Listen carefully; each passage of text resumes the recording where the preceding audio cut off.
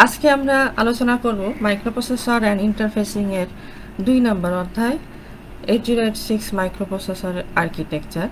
এই অধ্যায়ে আমরা যা শিখব ইন্টেল 8086 মাইক্রোপ্রসেসরের বৈশিষ্ট্য, ইন্টেল 8086 মাইক্রোপ্রসেসরের পিন ডায়াগ্রাম নিয়ে। তাহলে চলে যাই আমাদের পড়ায়। ইন্টেল 8086 মাইক্রোপ্রসেসর এটি একটি 16 বিটের প্রথম মাইক্রোপ্রসেসর যা ইন্টেল কোম্পানি বাজারে নিয়ে আসে এবং 1978 সালে ইন্টেল কোম্পানি বাজারে নিয়ে আসে। এর যে মূল বৈশিষ্ট্যগুলো হলো যেটি একটি 16 বিটের HMOS টেকনোলজিতে তৈরি মাইক্রোপ্রসেসর, যাতে প্রায় 29,000 ট্রানজিস্টর রয়েছে। এর প্যাকেজিং হলো ডিপ প্যাকেজ এবং 40 পিনের একটি আইসি।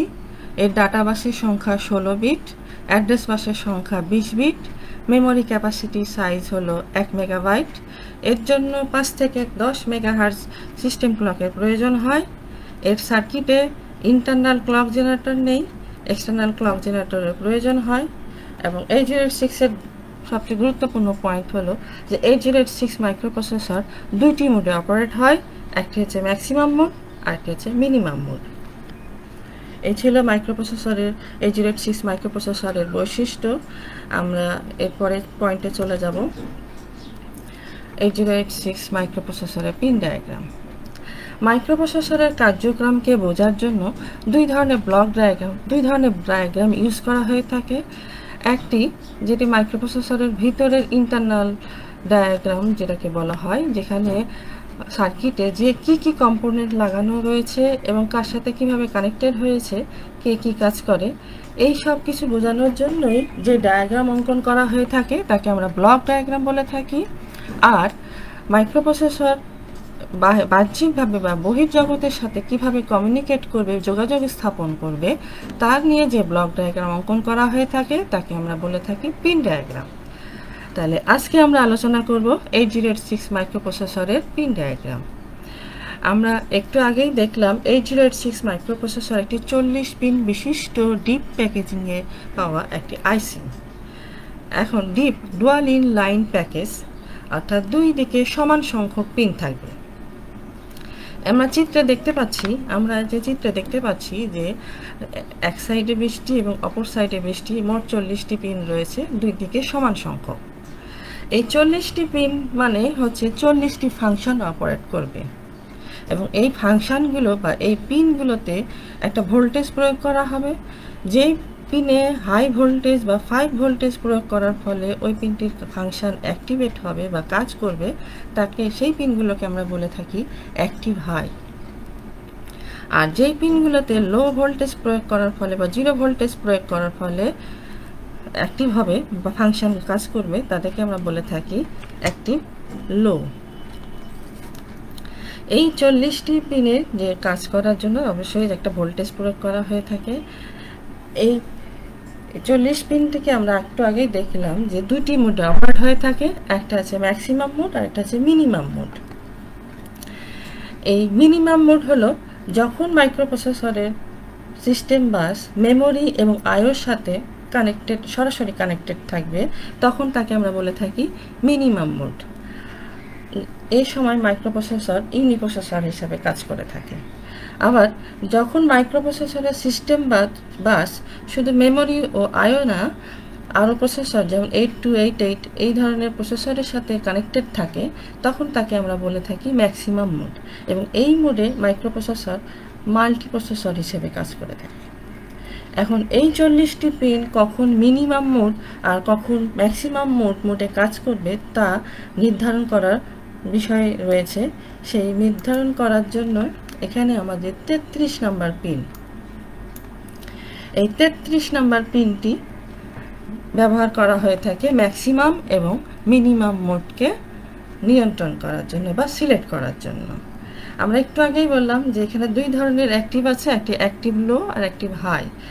নর্মালি যতগুলো পিন রয়েছে ম্যাক্সিমাম অ্যাক্টিভ হাইয়ে কাজ করে, অর্থাৎ হাই ভোল্টেজে অ্যাক্টিভ হয়। অর্থাৎ আর যেগুলোর উপর বার রয়েছে, যেমন এই যে ম্যাক্সের উপরে বার রয়েছে, এগুলো অ্যাক্টিভ লো, অর্থাৎ যা স্বাভাবিক তার উল্টা হয়। আমরা জানি যে নট দিলে 0 থাকলে 1, 1 থাকলে 0 হয়, ঠিক এখানেও তাই, যেটার উপরে বার দেওয়া আছে তারা লোয়ে অ্যাক্টিভ। তাহলে এখানে যখন হাই ভোল্টেজ প্রয়োগ করা হবে, অর্থাৎ 33 নাম্বার পিনে যখন হাই ভোল্টেজ প্রয়োগ করা হবে, তখন 8086 মিনিমাম মোডে অপারেট হবে। আর যখন 0 ভোল্টেজ থাকবে তখন এটা ম্যাক্সিমাম মোডে অপারেট হবে। তাহলে আশা করি ক্লিয়ার হলো যে 8086 কখন ম্যাক্সিমাম এবং কখন মিনিমাম মোডে অপারেট হবে। এখন এই 40টি পিনের মধ্যে কখন মিনিমাম কে কীভাবে কাজ করবে তার জন্য আমরা যদি দেখি, তাহলে এই 40টি পিনের মধ্যে 32টি পিনই হলো উভয় মোডে, অর্থাৎ মিনিমাম এবং ম্যাক্সিমাম উভয় মোডেই তারা কমন কাজ করবে, অর্থাৎ কোনো পরিবর্তন নাই। এই সাইডে সবগুলো এবং এই সাইড থেকে শুরু করে 32 নাম্বার এবং শেষের এই 3টি, এগুলো হলো কমন পিন। আর শুধুমাত্র এই যে 24 থেকে 31 এই 8টি পিন, এই 8টি পিনই মিনিমাম এবং ম্যাক্সিমাম মোডে আলাদা আলাদা কাজ করে থাকবে।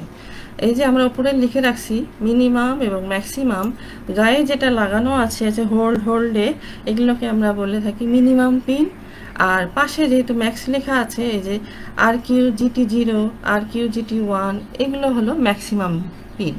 অর্থাৎ যখন মিনিমাম মোডে সিলেক্ট হয়ে থাকবে তখন এই 8টি পিন কাজ করবে, আর যখন ম্যাক্সিমাম মোডে সিলেক্ট থাকবে তখন এই পাশের 8টি পিন কাজ করবে। তাহলে আশা করি ম্যাক্সিমাম মোড এবং মিনিমাম মোডে কে কীভাবে কাজ করবে আমাদের ক্লিয়ার হয়ে গেল। তাহলে আমরা চলে যাই পিন ডিসক্রিপশনে। আমরা অলরেডি 33 নাম্বার পিনের কাজ দেখে ফেলেছি। এরপরে আমরা চলে যাব হলো যে মাইক্রোপ্রসেসরে বা আইসি চালানোর জন্য দুটি জিনিস সবসময় প্রয়োজন হয়। সেটা হলো, একটা হলো তোমার ভিসিসি আর একটা হলো ভিএসএস। ভিএসএস হলো গ্রাউন্ড, অর্থাৎ সার্কিটে যে অতিরিক্ত কারেন্ট ফ্লো হবে তাকে গ্রাউন্ড করার জন্য ব্যবহার করা হয়ে থাকে।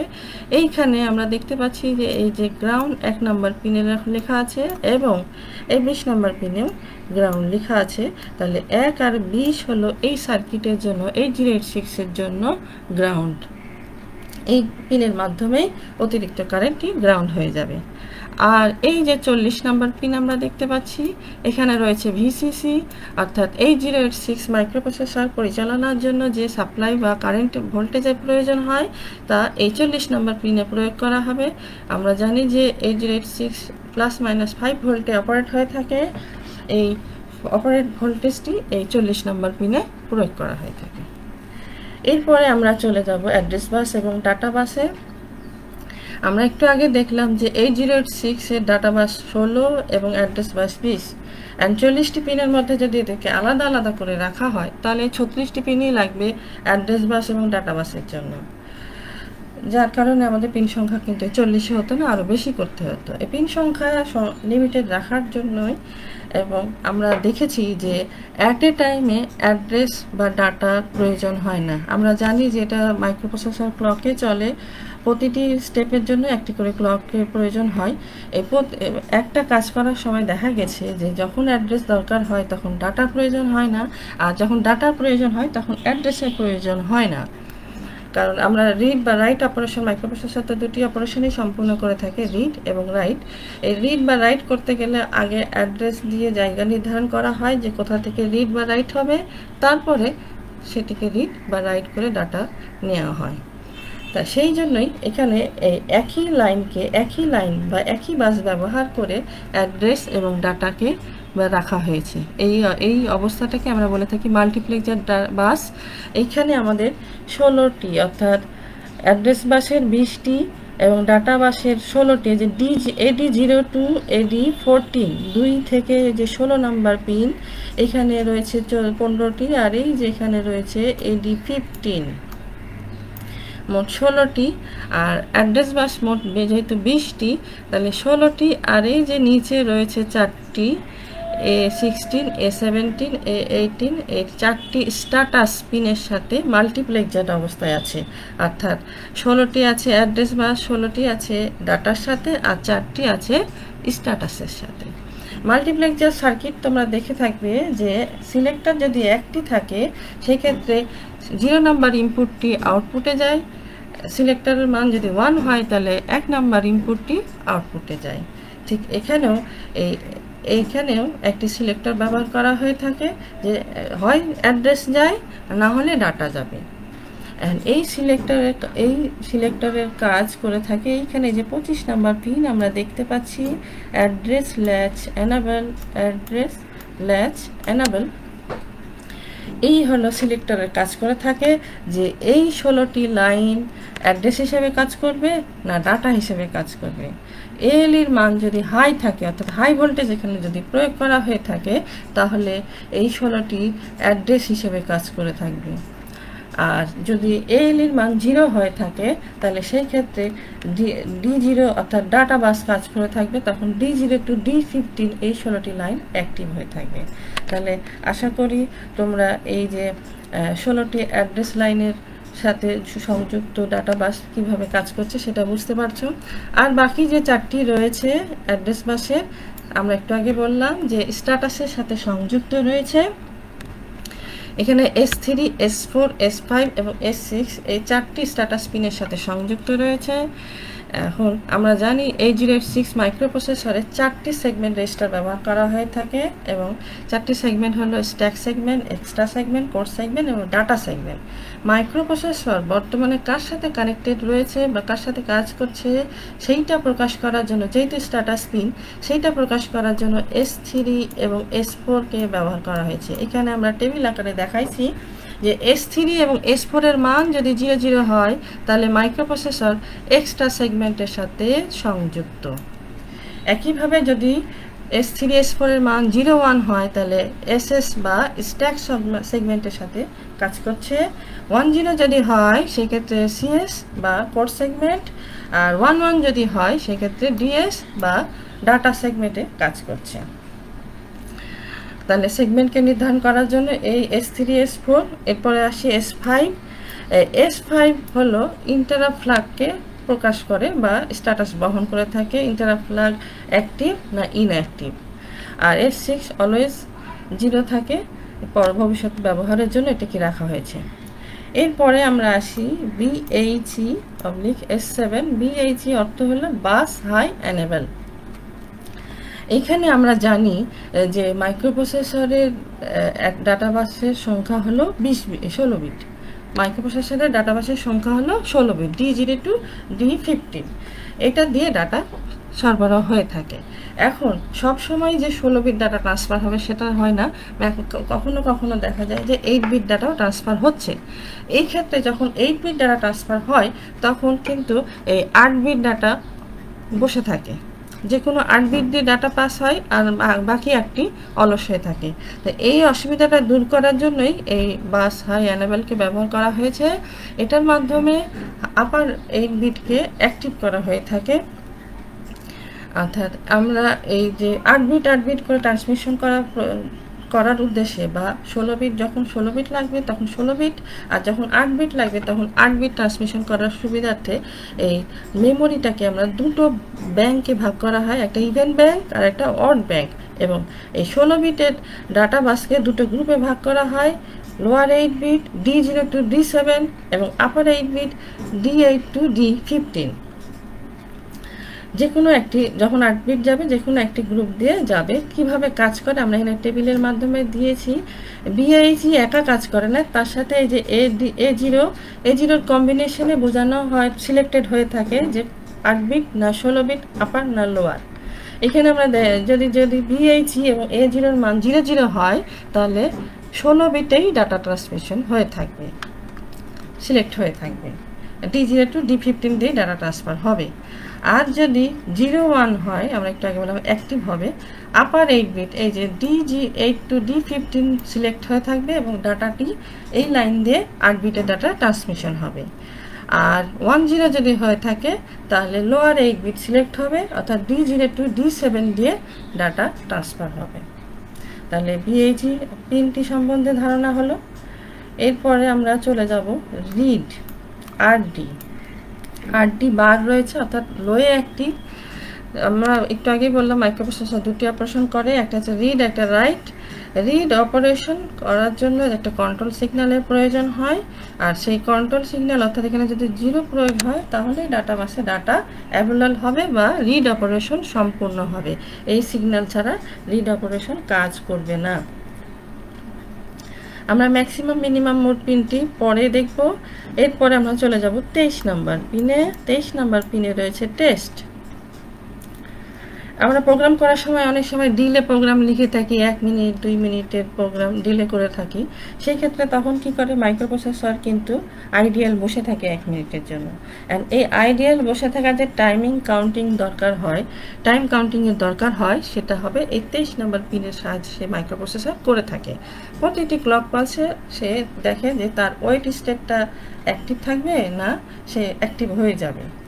ওয়েট স্টেট অর্থাৎ এই টেস্ট যেহেতু বার রয়েছে, অর্থাৎ এটা যতক্ষণ 0 থাকবে সে ততক্ষণ ওয়েট স্টেটের অবস্থান গ্রহণ করবে। যখন 1 হয়ে যাবে তখন সে অ্যাক্টিভ করে তার কার্যক্রম শুরু করবে।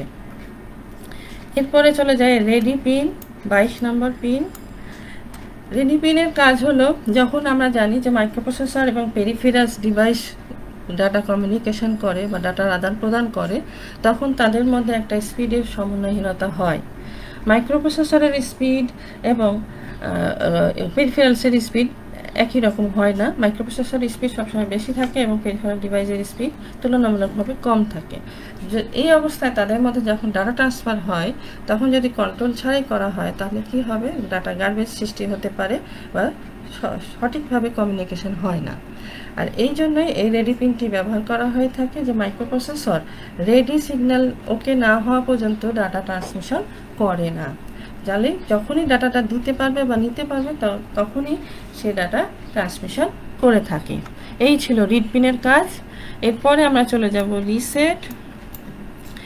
রিসেট পুনরায় সেট হওয়া। মাইক্রোপ্রসেসর পর্যায়ক্রমিকভাবে কাজ করতে করতে 0 থেকে শুরু করে 1 2 3 করে কাজ করতে থাকে। যদি আমরা কোনো কারণে হ্যাং হয়ে যায় বা কোনো পুনরায় প্রথম থেকে শুরু করার প্রয়োজন হয়, তখন এই রিসেট পিনে যদি 1 সিগন্যাল দেওয়া হয়ে থাকে তাহলেই সে আবার 0 0-তে যে কাজ শুরু করবে। অর্থাৎ মাইক্রোপ্রসেসর যেই লাইনে কাজ শুরু করুক না কেন, রিসেটে হাই হলে মাইক্রোপ্রসেসরের প্রোগ্রাম কাউন্টার 0 0 হয়ে যাবে এবং সে আবার পুনরায় 0 থেকে শুরু করবে। তোমরা কম্পিউটারে একটা বাটন দেখে থাকতে পারো, যে রিসেট বাটন, যেখানে ক্লিক করলে কম্পিউটার যেখানেই থাকুক না কেন, যা অবস্থায় থাকুক না কেন, সেটা আবার রিস্টার্ট হয়ে যায়। এই ছিল এই পাশের পিনের কাজ। আমরা এই পাশে চলে যাব 17 এবং 18 নম্বর পিন, এনএমআই এবং ইন্টারাপ্ট সম্বন্ধে আমি একটু বলি। যে মাইক্রোপ্রসেসরের ইন্টারাপ্ট হলো যে মাইক্রোপ্রসেসর বর্তমান চলমান কাজটি রেখে আরেকটি রিকোয়েস্টেড কাজ সম্পূর্ণ করাকে ইন্টারাপ্ট বলে থাকে। এবং মাইক্রোপ্রসেসরের ইন্টারাপ্টকে আমরা 2 ভাগে ভাগ করে থাকি, একটা হচ্ছে মাস্কেবল ইন্টারাপ্ট আর একটা হচ্ছে নন মাস্কেবল ইন্টারাপ্ট। মাস্কেবল ইন্টারাপ্টকে আমরা কিছুক্ষণ থামিয়ে রাখা যায় বা রিকোয়েস্টটা সময় মতো অ্যাকসেপ্ট করা যায়, কিন্তু নন মাস্কেবল ইন্টারাপ্টকে থামার কোনো সুযোগ থাকে না। এই নন মাস্কেবল ইন্টারাপ্টটাই হলো এই যে এনএমআই, আমরা এখানে লিখছি নন মাস্কেবল ইন্টারাপ্ট। এই নন মাস্কেবল ইন্টারাপ্টকে থামানোর কোনো সুযোগ নাই। যেমন পাওয়ার ফেলোর হলে মাইক্রোপ্রসেসরের কোনো কিছুই করার থাকে না, সে পাওয়ার ফেলোরের যে সাবরুটিনটি আছে সেটি সে সম্পূর্ণ করে ফেলে। আর মাস্কেবল ইন্টারাপ্ট হলো ইন্ট আর। ইন্টারাপ্ট রিকোয়েস্টকে সংক্ষেপে ইন্ট আর বলা হয়। এই ইন্ট আর হলেই মাস্কেবল ইন্টারাপ্ট, অর্থাৎ এটি পেলে মাইক্রোপ্রসেসর তার প্রয়োজন মতো বা সময়ে তার রিকোয়েস্টটা অ্যাকসেপ্ট করে। এটাকে আমরা হার্ডওয়্যার ইন্টারাপ্টও বলে থাকি। অর্থাৎ এই পিনের মাধ্যমেই মাইক্রোপ্রসেসরে হার্ডওয়্যার বা পেরিফেরালসগুলো মাইক্রোপ্রসেসরের কাছে রিকোয়েস্ট করে থাকে। যেমন আমরা উদাহরণ দিয়ে থাকি যে মাইক্রোপ্রসেসরের কম্পিউটারে যখন প্রিন্ট কমান্ড দেওয়া হয়ে থাকে, প্রিন্টার কমান্ড পাওয়ার পরে আবার মাইক্রোপ্রসেসরকে রিকোয়েস্ট করে যে প্রিন্টের জন্য ডাটাটা দেওয়ার জন্য। এই রিকোয়েস্টটাই করবে ইন্ট আর এর মাধ্যমে মাইক্রোপ্রসেসরকে। আর মাইক্রোপ্রসেসর তার ইন্টারাপ্ট রিকোয়েস্টটা গ্রহণ করলো কিনা সেটা আবার সে অ্যাকনলেজ করে। এই পাশে আমরা এই যে দেখতে পাচ্ছি 24 নম্বর পিন, ইন্ট এ বা ইন্টারাপ্ট অ্যাকনলেজ। মাইক্রোপ্রসেসর যখন ইন্ট আর এর রিকোয়েস্টকে অ্যাকসেপ্ট করে তখন সে তা অ্যাকনলেজ করে 24 নম্বর পিনের মাধ্যমে যে এটি এখন তোমার রিকোয়েস্টটি অ্যাকসেপ্ট হয়েছে এবং তোমার কাজ হবে। এরপরে আমরা চলে যাব ক্লক 19 নম্বর পিনে। একটু আগে আমরা দেখলাম যে 5 থেকে 10 মেগাহার্টজ ক্লক স্পিড প্রয়োজন হয়। এইখানে যে ক্লক স্পিডটি ক্লক প্লাসটি প্রয়োজন হয় সেটা যেহেতু ইন্টারনাল ক্লক জেনারেটর নাই বা এক্সটার্নাল ক্লক জেনারেটর দিয়ে তৈরি করে এই 19 নম্বর পিনে দেওয়া হয়ে থাকে। তাহলে এই ছিল আমার 32টি কমন পিন। এরপরে আমরা চলে যাব মিনিমাম মোড। মিনিমাম মোডের অলরেডি এই দুটি আমরা বলে ফেললাম। ডাটা অ্যানাবেলের কাজ হলো 26 নম্বর পিনটি হলো ডাটা অ্যানাবেল বা ডাটা বাফারে অ্যাক্সেস করার জন্য এই অ্যানাবেল পিন দিয়ে অ্যাক্সেস করা হয়ে থাকে, নাহলে অ্যাক্সেস করা সম্ভব হয়ে থাকে না। এরপরে 27 নম্বর পিনে আমরা যাব DT/R অর্থাৎ ডাটা ট্রান্সফার এবং রিসিভ। এর মাধ্যমে মাইক্রোপ্রসেসর ডাটা রিসিভ এবং ট্রান্সফার, অর্থাৎ একটা স্ট্যাটাস পিন বলে থাকি আমরা।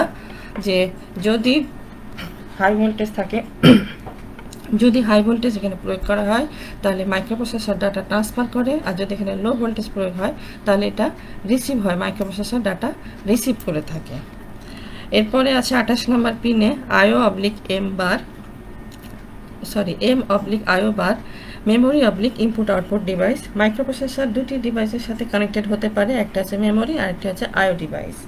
এখন বর্তমানে কার সাথে কানেক্টেড আছে সেটা প্রকাশ করার জন্য এই 28 নম্বর পিন।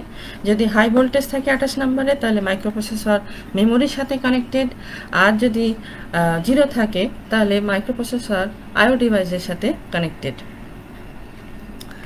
এরপরে আছে 29 নম্বর WR অর্থাৎ রাইট। রিডের অপোজিট, রিডের মতো এটা একটি কন্ট্রোল সিগন্যাল, অর্থাৎ রাইট অপারেশন করার জন্য যে কন্ট্রোল সিগন্যালের প্রয়োজন হয় তা এই 29 নম্বর পিন মাধ্যমে হয়ে থাকে। এই সিগন্যাল ছাড়া রাইট অপারেশন সম্ভব নয়। এরপর আসো 31 এবং 30 হোল্ড আর হোল্ডে। ডিএমএ অপারেশনের কথা তোমরা পেরিফেরালসে পড়ে থাকবে, আমরা তাও একটু সংক্ষেপে বলি যে মাইক্রোপ্রসেসরের হস্তক্ষেপ ছাড়া আইও টু মেমোরি ডাটা ট্রান্সফার করার প্রক্রিয়াকে আমরা কি বলে থাকি? ডিএমএ অপারেশন বলে থাকি।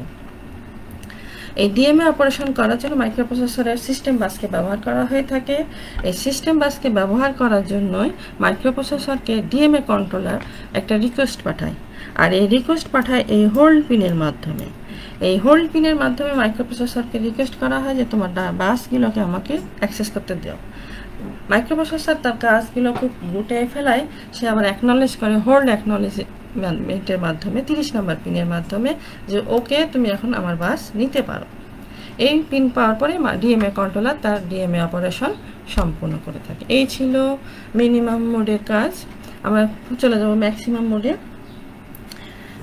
ম্যাক্সিমাম মোডের প্রথমে যে আমরা দেখছি RQGT0 RQGT1 ঠিক হোল্ডের মতোই কাজ করে, কিন্তু এখানে দুটি লাইনে আছে। এখানে একটি লাইন ছিল, এখানে দুটি লাইন আছে। যেহেতু ম্যাক্সিমাম মোড মাল্টিপ্রসেসর হিসেবে কাজ করে থাকে, তাহলে একই সঙ্গে দুটো এরকম রিকোয়েস্ট আসার সম্ভাবনা আছে। এবং এখানে একটি লাইনেই রিকোয়েস্ট হবে এবং গ্র্যান্ট হবে। এখানে আলাদা আলাদা লাইন ছিল, এখানে একই লাইনে রিকোয়েস্ট করবে বাসের জন্য এবং একই লাইনে সে রিকোয়েস্ট অ্যাকসেপ্ট পাঠাবে। এবং একটার সঙ্গে যদি দুইটি রিকোয়েস্ট আসে, অর্থাৎ RQ/GT0 আর 1 দুটি যদি রিকোয়েস্ট আসে, সেই ক্ষেত্রে RQ/GT0 প্রায়োরিটি বেশি, 0টির আগে কাজ হবে, তারপরে 1-এর কাজ হবে। এরপরে আসি লক। পেরিফেরালসকে মাইক্রোপ্রসেসরের বাসকে ব্যবহার করার লক করে রাখার জন্য বা ব্যবহার থেকে অব্যাহত রাখার জন্য আমরা এই লক সিগন্যাল ব্যবহার করে থাকি। যদি লক 0 থাকে তাহলে পেরিফেরালস মাইক্রোপ্রসেসরের বাসকে অ্যাক্সেস করতে পারবে না। এরপরে চলে যাই আমরা S2, S1 এবং S0। ম্যাক্সিমাম মোড যেহেতু মাল্টিপ্রসেসর হিসেবে কাজ করে, এর সাথে 828 এরকম আইসি সংযুক্ত হয়ে যায়। এই তিনটি দিয়েই আবার একাধিক কাজ করা হয়। এই তিনটি দিয়ে আমার 8টি অপারেশন সম্পূর্ণ হবে, যা আমরা টেবিলে দেখাচ্ছি। এই যে এখানে আমরা দেখাচ্ছি S0, S1 এবং S3। এই 3টি পিন দিয়ে আমরা বললাম 8টি অপারেশন সম্পূর্ণ হবে। অর্থাৎ যদি 3টি 0 থাকে তাহলে ইন্টারাপ্ট অ্যাকনলেজ, অর্থাৎ একটু আগে যে মিনিমাম মোডে ইন্ট এর যে কাজটি হলো সেই কাজটি করবে যদি 3টি 0 হয়ে থাকে। এবং 001 যদি হয় তাহলে আইও রিড করবে, 10 যদি হয় তাহলে আইও রাইট করবে, 11 যদি হয় তাহলে হল্ট অবস্থায় থাকবে, এবং 100 যদি হয় তাহলে মাইক্রোপ্রসেসর অপকোড ফেচ করবে, ইনস্ট্রাকশন পড়বে। আর 101 হয় তাহলে মেমোরি রিড করবে, আর 110 যদি হয় তাহলে মেমোরি রাইট করবে, আর 111 যদি থাকে মাইক্রোপ্রসেসর ইনঅ্যাক্টিভ থাকবে। এই পিছনে যে পিনটি আমরা দুটো পিন দেখলাম, QS1 আর QS0, এই মাইক্রোপ্রসেসরের ভিতরে একটি 6 বাইটের ইনস্ট্রাকশন কিউ ব্যবহার করা হয়ে থাকে। এই কিউ এর স্ট্যাটাসটা প্রকাশ করার জন্য QS1 এবং QS0 ব্যবহার করা হয়ে থাকে। আমরা টেবিলের মাধ্যমে দেখাচ্ছি। যদি এই দুটির মান 0 থাকে তাহলে কিউ এর উপরে কোনো অপারেশন হচ্ছে না, আর যদি 01 হয়ে থাকে তাহলে ফার্স্ট বাইট কিউ এর ফার্স্ট বাইট এক্সিকিউশনে যাচ্ছে, এবং 10 যদি হয় তাহলে কিউটি খালি রয়েছে, এবং 11 যদি হয় সাবসিকুয়েন্ট বাইটটি কাজ করছে। এই ছিল পিন ডায়াগ্রামের আলোচনা। আমরা হয়তো একটু দ্রুততার সাথে গেছি, আশা করি তোমাদের বুঝতে সুবিধা হয়েছে। এই লেকচারের পরে তোমরা এই কাজগুলো বাড়িতে করবে।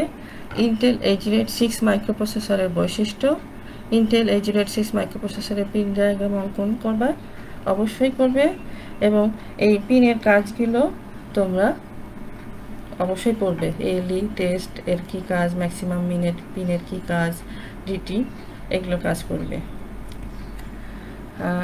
তোমাদের যদি প্রশ্ন থাকে অবশ্যই কমেন্টস করো, তবে আমি আশা করব তোমাদের প্রশ্নের উত্তরগুলো দিতে। ভালো থাকো।